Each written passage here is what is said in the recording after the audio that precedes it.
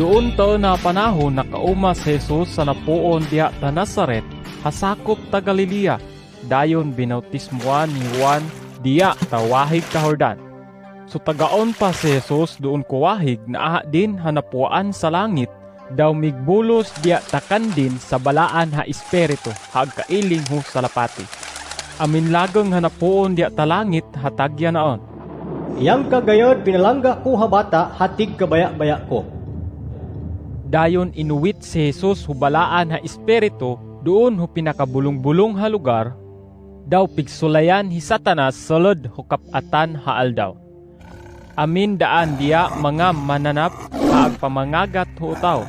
Basa mga balinsugoon ho Dios iyan mig-alima kandin.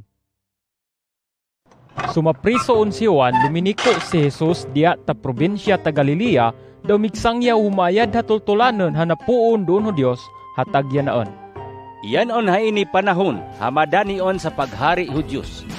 Aman maghinulsulkaw, daw tuuwi sa maayad hatultulanan.